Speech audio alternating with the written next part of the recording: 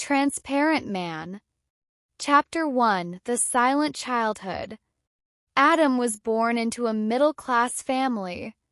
His father was a simple government employee, and his mother was a teacher at a public school. He wasn't poor, but he also didn't have the luxuries that many of his peers enjoyed. As a child, he felt the gap between him and his wealthier classmates, but he never allowed that feeling to break him. Every morning, he watched his classmates arrive at school in luxurious cars driven by chauffeurs, while he stood in line for the public bus.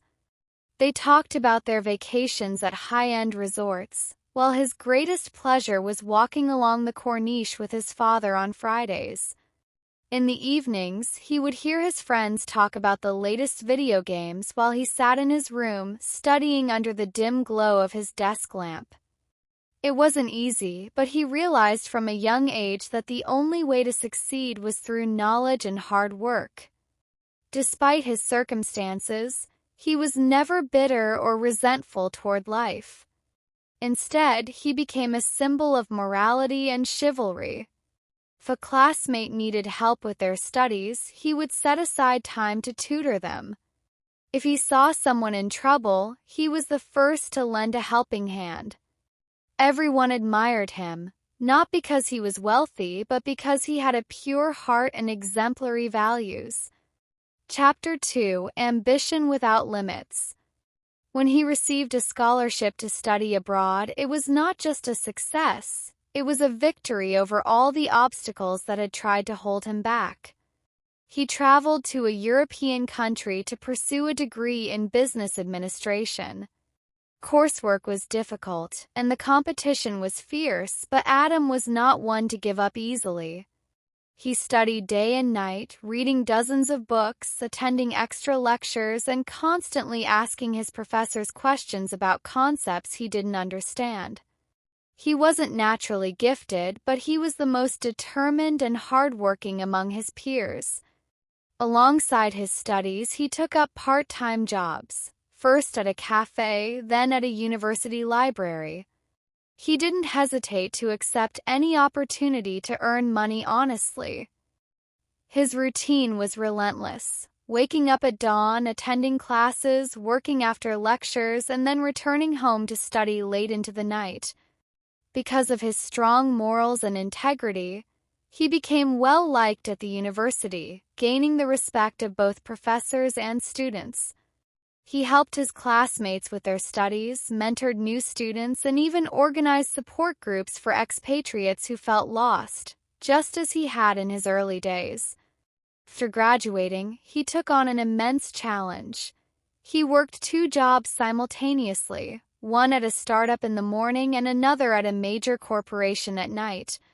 He barely slept 4 hours a day, not because he loved money, but because he believed he had to build something of his own, something that would reflect his efforts and resilience. Through 5 years of relentless hard work, he decided to take a risk. He invested all his savings into founding his own company. He rented a small office and did everything himself: marketing, customer service, accounting, and even cleaning the office when necessary. He worked from morning until midnight, sometimes sleeping in the office when needed. His company grew slowly but steadily, and within a few years, he became one of the rising entrepreneurs in his field. He was no longer the invisible child who felt transparent. He had become someone that everyone could see and respect. Chapter 3: Love and Success. At an event, he met Camilla, a breathtakingly beautiful woman with a strong and captivating personality. She was unlike any woman he had ever met. She wasn't impressed by wealth or expensive cars. What fascinated her was his intelligence and passion for life. They fell in love, and after 2 years, they got married. Together, they had 2 beautiful daughters, Leah and Sarah. But despite his love for his family, Adam was consumed by his work. He was constantly traveling, closing deals, and expanding his business. He believed he was working hard for them, but in reality, he was never truly with them. How many times had Leah begged him to attend her school recital, only for him to decline? How many times had Sarah cried because she wanted to spend time with him, but he was too busy? How many times had Camilla looked at him with sadness because he had become nothing more than a guest in their home? He didn't realize that while he was building their future, he was missing out on their present. Chapter 4: The Heavy Price. One day, while returning from an important business meeting, he was driving fast on the highway. He felt euphoric. He had just secured a deal that would make his company one of the biggest in the industry. But suddenly he lost control of the car. When he woke up in the hospital, he was surrounded by medical equipment. He felt an intense pain in his back, and when he tried to move, he discovered that he could no longer walk as before. His spine had been severely injured, and the doctors warned that his recovery would be long, and he might never regain his full mobility. In a single moment, everything collapsed. The wealth, the cars, the meetings, the deals, they all meant nothing now. He had everything, yet he had lost the most precious thing, his freedom to move. Sitting alone in the hospital, staring at the ceiling, he replayed the memories of his life. How many times had Leah asked him to come to her school concert? How many times had Sarah wanted to spend a full day with him, but he had been locked in meetings? How many times had Camilla looked at him with sorrow, and he had failed to notice? Chapter 5: The Hidden Gift. When he returned home after months of treatment, he noticed something he had never seen before. Leah and Sarah were by his side every moment. They never let go of his hand, always laughing with him, reading him stories, and helping him move around the house. Camilla, too, was different. She no longer spoke about work or money. She cared for him as a man, not just as a businessman.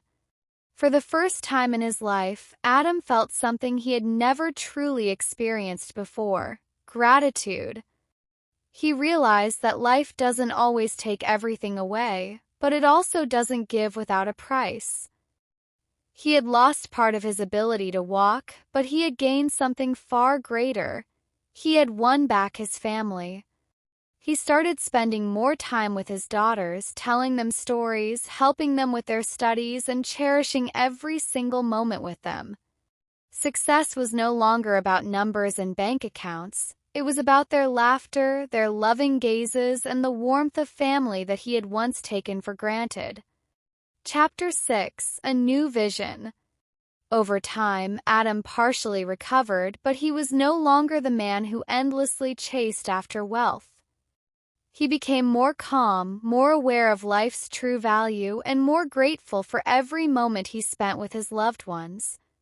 He was no longer the transparent man who watched life from the sidelines.